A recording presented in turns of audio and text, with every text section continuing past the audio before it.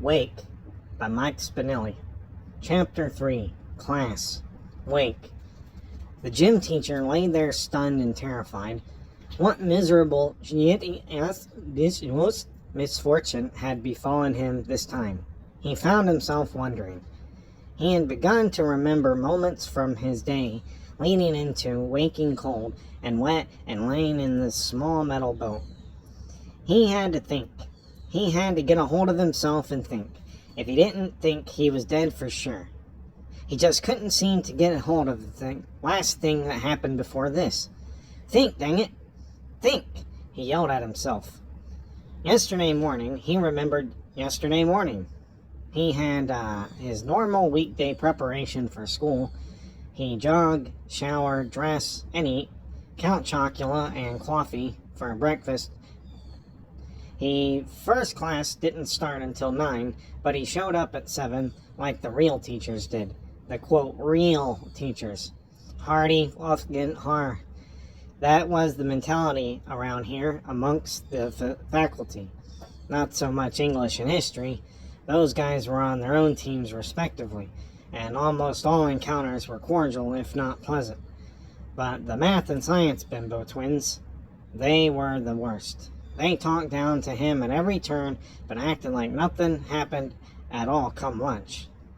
One time, the math and science ditches were actually having a discussion of useless school programs and decided to lump him in that awesome subject with the art and music teacher. He would say, misery loves company. But what company? The art teacher doubled as a music teacher. For Christ's sake, it was like high school within a high school. Smile and wave, boys. Smile and wave. This was the first day back from a 2-week leave, and things felt like they were just starting to get back to normal. Just a bit less than a month ago, one of his quiet students, Brian Anderson, had committed suicide by hanging himself in his bedroom. It was tragic and wildly confusing to all. There were kids he disliked and some he liked more than others, but he never wished one dead. There was no answer as to why, as the boy, it seems, has left no note to explain himself. The family held a small service and the school a large one. All students and teachers were in attendance, and it was bad, quite bad in fact, that some questioned whether there should have been anything at all. A lot of overwhelming grief and emotion. The boy had kept it to himself, but was pleasant and well-liked. Ironic that such a quiet and oft-times unnoticed boy could be missed, and his very departure felt by all. Things were really rocky when the boy had first been found and the whole area aware of what had happened. It was pandemonium, and Jim Jr. had to get away. A few other teachers took leave for a week or so. Substitute teachers over the world rejoiced. The boy, being so quiet and agreeable, was a favorite to some of the teachers. Students that calm and respectful don't come waltzing down the halls every day in high school, you know. That sort of demeanor was a rare commodity, and they were qualities Jim Jr. liked well. So he left the madness for the Caribbean. A bit until this all calmed down and the air cleared a little bit. And he felt, while walking down the halls, virtually unnoticed by the students, this it had.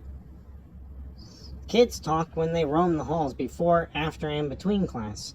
If a teacher wanted to know all the latest and greatest of the juiciest tidbits of gossip, all one had to do was stand just outside the classroom door or just walk slightly amongst them. You could get all one needed to know. Kids didn't notice adults anyway. Not unless they had done something stupid enough to garner their attention, like accidentally set the backyard on fire, or knock their annoying kid sister down a flight of hardwooden steps. Nope. The teacher and Charlie Brown. Wah, wah, wah. That was phase 1 of the gossip. Phase 2, the teachers. Phase 2 of the gossip was where all the dirt was collected and compiled from all of the little snippets and morsels in dialogue that had been shoehorned and molded into one final story that either resembled, to one degree or another, the truth of what had happened, or was the most insane, glorious piece of steaming pile of just fiction you'd ever heard. Most times, though, it ended up being a truer, closer look at what had happened. Hundreds of kids talking for hundreds of hours over weeks and weeks seemed to form a pretty solid picture. Jim Jr., being gone for most of that, was able to hear a coherent story told in one long single take. Midway through his day, he stopped in at the teacher's lounge. Not much happening there, and was being talked about. Was only less interesting retreads of the same news that he had heard all morning long. There was still heaviness in the air after nearly 3 weeks, but over time, as things always tend to do, no matter how horrible or painful, things would get back to normal. He had 5 classes and a study hall today, Mondays. They were his fullest days and most despised. He had arranged for the students to do rapid-fire team-building exercises all day long, exercises that did not require much of him. Anything at all, if we are being honest with each other. He had rested in his time away from it all, but it was solitary and an uneasy rest. He felt he needed more, but there was no more time to take. He had used bereavement time when his mother passed in the beginning of the year and was sick around the holiday time off. There was no more tickets and there was no more train. After school this time of year, he was the boys' junior varsity volleyball coach. That always got him a bit of ribbon from the likes of the football and lacrosse coaches. Heck, even the soccer coaches gave him shit. Volleyball was what the boys did who couldn't make the cut on the tougher sports and felt they needed to fulfill the requirement of a 3-sport athlete. Practice went until 4:30, and then it was showers, and then kids home, and then his quote-unquote teacher's paperwork began. Giving some of these kids grades for gym class was comical. Top letter grades would depend only on a mere handful of items. 1. Dressing for gym. 2. Participating in gym. 3. Showering after gym. That third one was non-negotiable. That was the one piece that could land you a D, because no one ever got an F. You had to miss 70% of your classes, not do any of the 3 big qualifiers, and tell the teacher to go off his dead mother to get an F. An F in gym would almost certainly be a major indicator of someone not advancing to the next grade. Besides, he was running a weight station here, not an assembly line that conveyor belts the pieces into a warehouse for storage. No, just a new batch of recruits year after year. In one door and out the other. Repeat business here. Thank you very much. His day had lasted about 11 hours from start to finish, but it may as well have been 30, or so he had felt. By the time he had finished up completely, it had become dark out. He followed rule number 3, got dressed, climbed into his car, and drove away home. He had nearly reached said destination when he had realized he had forgotten to stop at Cash and Carry a few miles back the way he came, for some key essentials. He pulled a quick U-turn and headed for the grocery. He pulled into a semi-congested parking lot a few minutes later, parked, got out, and went inside. It seemed unusually busy for this time of the Monday night. He grabbed a mini cart and stocked his goods, aisle by aisle, as he also forgotten his list. Clearly not on his game today. He turned down aisle 19. It was a short, dark aisle near the back of the store. An island to itself of crappy, about-to-go-bad-on-sale candy and the likes. There was a young teenage boy at the end of the small aisle with his back to Jim Jr. The boy was looking to the opposite end of the aisle, towards the front of the store, as he gingerly stuffed his pants, jacket, and socks with an assortment of candy bars, Tootsie Rolls, and Skittles. The off-duty gym teacher looked around in all directions to also make sure that no one was looking as he approached the boy stealthily from behind. As the boy crammed the last piece of bendable candy into his tighty whities, Jim Jr., The gym teacher reached out slowly and grabbed the top of the boy's left shoulder and gently spun the boy around to face him.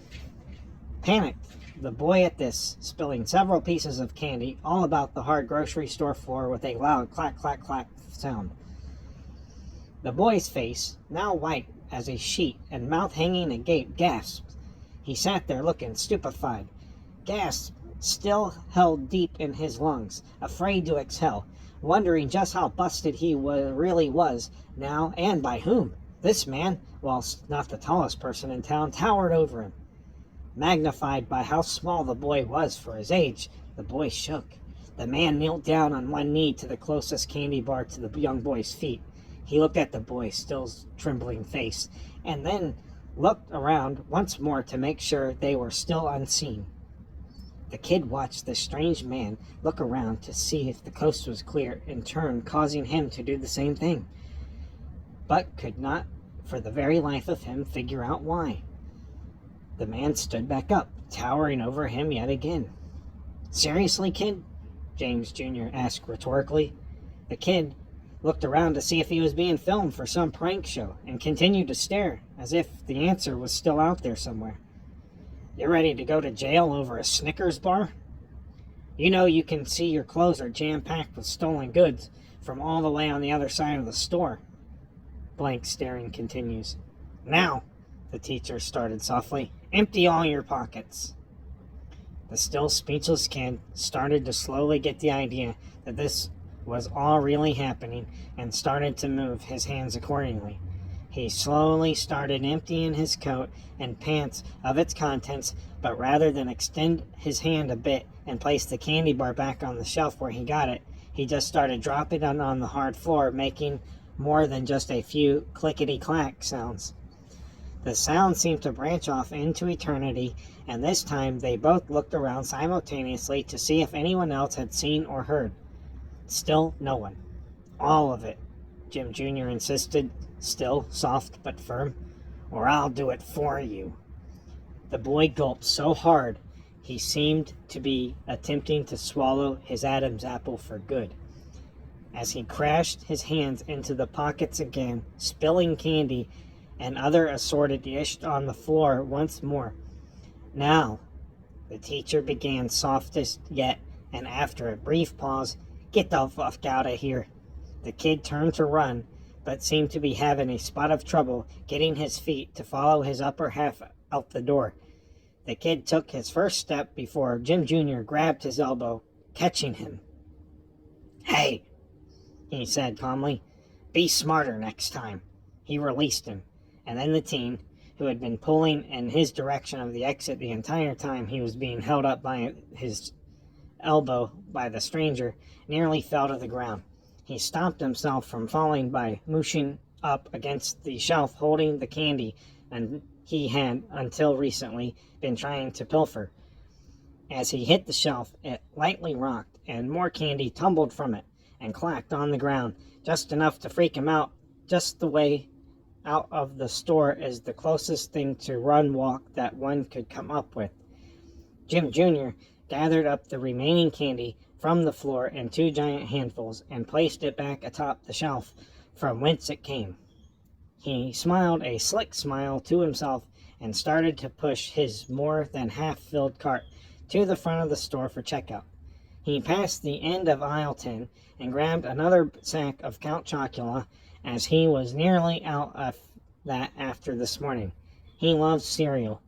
Blueberry was his absolute favorite as a kid, but he just couldn't find that one anymore. So Count Chocula it was. He had clung to a great many of the staples of his childhood. In a lot of ways, he never really grew up. The cereal was just another example of one of those things he could never seem to grow out of. He checked out at the register with a salty old woman that worked there since the dawn of time named Esther.